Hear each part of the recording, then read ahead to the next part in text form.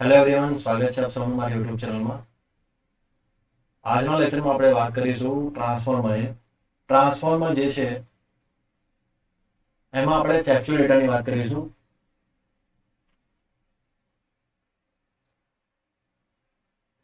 તો ચાલો આગળ વધીએ વિધાઉટ વેસ્ટિંગ મચ ટાઈમ.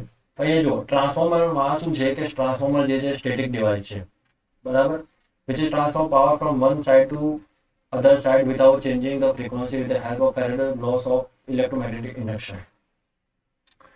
હવે ઈએમએફ જે છે, ઈએમએફ એ બે પ્રકારના છે. એક છે સ્ટેટિકલી અને એક છે ડાયનેમિકલી. હવે આ ડાયનેમિકલી ઇન્ડ્યુસ ઈએમએફ જે છે એ મોટરમાં ઉપયોગ થાય છે એનો, બરાબર.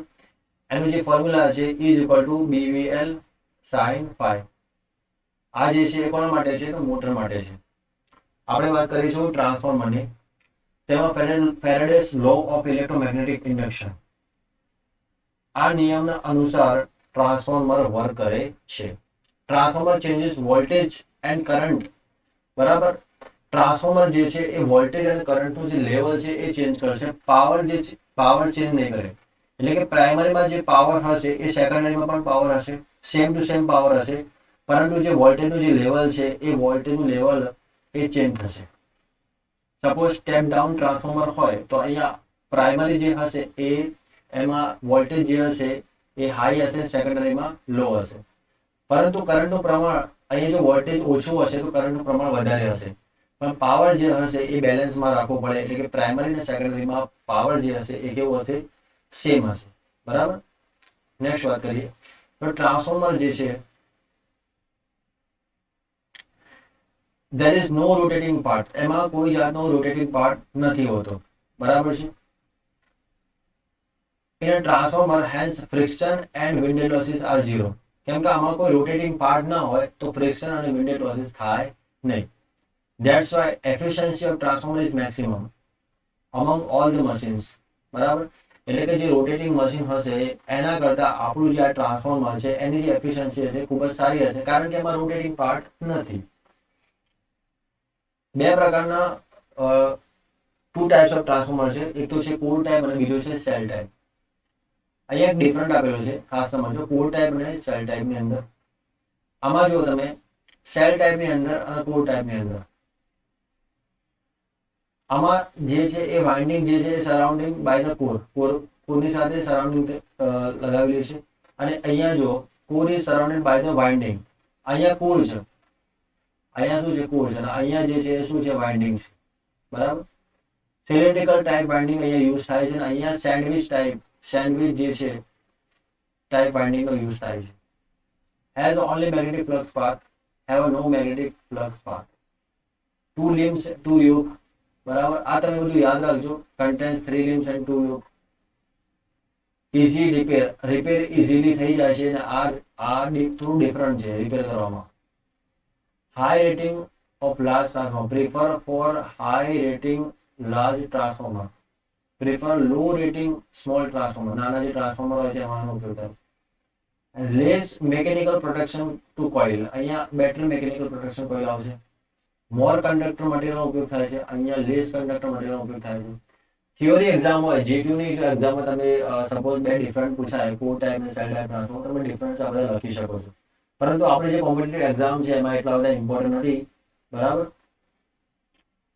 વાત કરીએ આપણે તો પાવર ટ્રાન્સફોર્મર અને બીજું છે ડિસ્ટ્રીબ્યુશન ટ્રાન્સફોર્મર. જો પાવર ટ્રાન્સફોર્મર જે છે એ ટ્રાન્સફોર્મ મોર પાવર અને અહીંયા લો પાવર, બરાબર. વોલ્ટેજ મે સ્ટેપ અપ ઓર સ્ટેપ ડાઉન. એટલે આ જે પાવર ટ્રાન્સફોર્મર છે એમાં આપણે વોલ્ટેજ સ્ટેપ અપ કરવું હોય તો પણ થાય અને સ્ટેપ ડાઉન કરવું તો પણ થાય. અને ડિસ્ટ્રીબ્યુશન જે ટ્રાન્સફોર્મર છે એ ઓલવેઝ કેવું હોય છે? સ્ટેપ ડાઉન જ હશે. આ ઇન્ડોર લોકેટેડ હોય છે અને આ આઉટડોર લોકેટેડ હોય છે. ટ્રાન્સમિશન અને જનરેશન સ્ટેશનમાં આનો ઉપયોગ થાય છે. અને આ જે છે use to distribute the power near to load. Load fluctuation are very લો. અહીંયા જે લોડ ફ્લક્ચ્યુએશન હશે એ ખૂબ જ ઓછું હશે. અને load fluctuation are very large compare to power transformer. અહીંયા જે રેટિંગ હશે અહીંયા કેવીમાં હશે અને અહીંયા એમવીએમાં હશે. મેક્સિમમ એફિશિયન્સી અહીંયા હશે અને અહીંયા 50 થી 75 જેટલી એફિશિયન્સી હશે. Design four full load efficiency four higher value of flux density. આ યાદ રાખજો. અહીંયા ટેપ ચેન્જરનો ઉપયોગ થતો નથી. ખાસ યાદ રાખજો કે પાવર ટ્રાન્સફોર્મરની અંદર ટેપ ચેન્જરનો ઉપયોગ થતો નથી. Tap changer use only the distribution system. બરાબર, ડિસ્ટ્રીબ્યુશન ટ્રાન્સફોર્મર હશે ત્યાં જ ટેપ ચેન્જરનો ઉપયોગ થશે. બરાબર. Design for about half load efficiency and full for a low value of flux density. ચાલો આગળ વાત કરીશું. હવે જો એક ઇમ્પોર્ટન્ટ છે અહીંયા કે ક્લાસિફિકેશનની આપણે વાત કરીએ ટ્રાન્સફોર્મરમાં, તો જો કન્સ્ટ્રક્શનના બેઝ પર આપણે વાત કરીએ તો 3 પ્રકારના ટ્રાન્સફોર્મર છે. કોર ટાઈપ, સેલ ટાઈપ અને બેરી ટાઈપ. રેટિંગની વાત કરીએ, રેટિંગના હિસાબથી પાવર ટ્રાન્સફોર્મર અને બીજું છે ડિસ્ટ્રીબ્યુશન ટ્રાન્સફોર્મર. ત્યાર પછી કુલિંગ સિસ્ટમના પ્રમાણે આપણે વાત કરીએ, કુલિંગ સિસ્ટમ પ્રમાણે વાત કરીએ તો એર કુલ્ડ, ઓઇલ કુલ્ડ અને સેલ્ફ કુલ્ડ. વોલ્ટેજ લેવલની વાત કરીએ સ્ટેપ અપ અને સ્ટેપ ડાઉન. ફેઝની વાત કરીએ તો સિંગલ ફેઝ અને 3 ફેઝનું ટ્રાન્સફોર્મર છે. વાઇન્ડિંગની વાત કરીએ, વાઇન્ડિંગ પ્રમાણેનું કન્સ્ટ્રક્શન વાત કરીએ તો સિંગલ વાઇન્ડિંગ એટલે કે ઓટો ટ્રાન્સફોર્મર હશે એમાં સિંગલ વાઇન્ડિંગ હશે. 2 વાઇન્ડિંગ જે હશે એ કોર અને સેલ ટાઈપની અંદર જ હશે. Next, base on measurement or instrument. તો અહીંયા જો સીટી અને પીટી યાદ રાખજો. અને કનેક્શનની વાત કરીએ તો કનેક્શન પ્રમાણે જે construction star delta, delta star, delta star, delta delta, star star. બરાબર. અહીંયા શું કહે છે, CT is a step up transformer while PT is a step down transformer. આ ઇમ્પોર્ટન્ટ છે, યાદ રાખજો. એક્ઝામમાં પૂછાય કે સીટી જે છે એ કયા પ્રકારનું ટ્રાન્સફોર્મર છે, સ્ટેપ અપ ટ્રાન્સફોર્મર કે સ્ટેપ ડાઉન? તો સ્ટેપ અપ ટ્રાન્સફોર્મર આવશે. ચલો નેક્સ્ટ વાત કરીશું કોમ્પોનન્ટ્સ ઓફ ટ્રાન્સફોર્મર. તો કયા કયા કોમ્પોનન્ટ્સ હોય છે? તો એ જો એક તો વાઇન્ડિંગ હશે.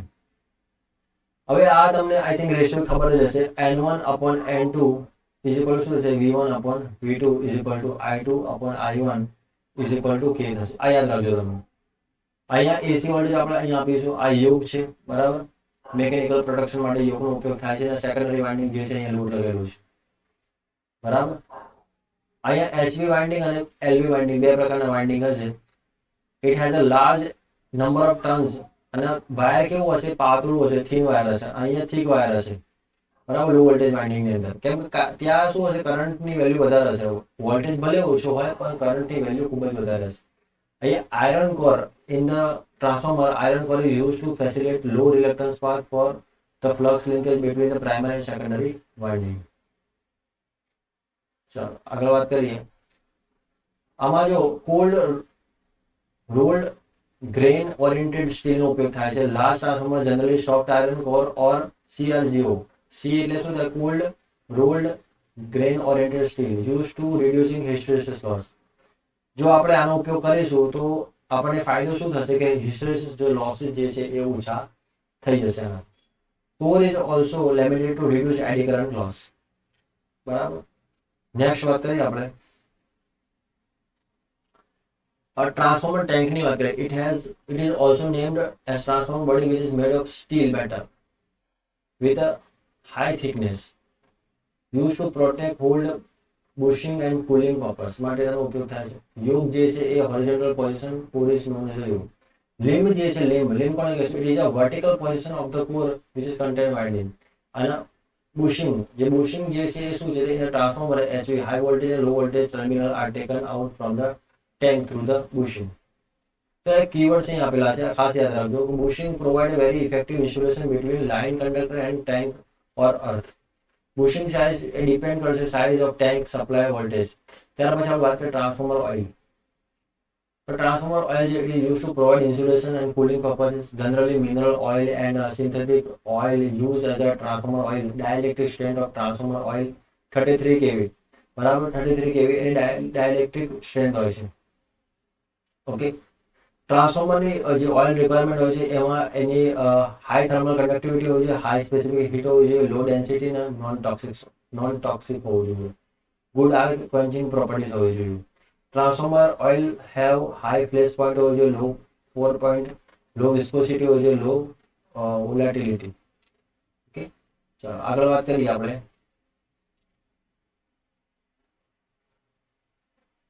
આ એક ફ્લેશ પોઈન્ટ આપેલો છે. Flash point it is the minimum temperature at which transformer oil begins to convert into gases. Flash point જે હશે એ કેટલા ડિગ્રી? 140 ડિગ્રી એનું ટેમ્પરેચર હશે. 4 point, it is the minimum temperature at which transformer is oil freeze. અને અહીંયા જે temperature હશે તમારે યાદ -30 થી -40 ડિગ્રી હશે. ત્યાર પછી કન્ઝર્વેટર ટેન્કની વાત કરીએ. whenever the transformer is loaded then the winding temperature increase by which volume of oil inside the transformer increase and conservator tank is provided space for expanded oil. બરાબર, આનું કામ છે.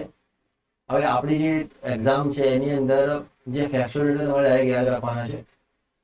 Conservator tank is used to take up construction and expansion of the transformer oil. It is partially filled with the transformer oil. Breather જે છે, when the load on the transformer decrease, ત્યારે જે transformer શું કરશે, breadth કરશે. So breather is used to filter out the moisture content from the air. Breather is used to arrest the flow of moisture when the outside air enter in the transformer. It is connected with the conservator tank. Silica gel is used in a breather to absorb the moisture content. Silica gel જે છે when new હશે ત્યારે blue કલરની હશે અને ખરાબ થઈ ગયેલી હશે ત્યારે એનો કલર જે હશે પિંક કલર થઈ જશે. બરાબર. બુકોઝ રિલે, તો ઇન્ટરનલ વાઇન્ડિંગ પ્રોટેક્શન માટે બુકોઝ રિલેનો ઉપયોગ થાય છે. Buchholz relay use to protect transformer from internal fault like short circuit, internal fault, insulation failure. બરાબર. હવે બાકીના જે પોઈન્ટ્સ ટ્રાન્સફોર્મરના બાકી છે આપણે નેક્સ્ટ લેક્ચરમાં ડિસ્કસ કરીશું. ઓકે, તો મળીએ નેક્સ્ટ લેક્ચરમાં.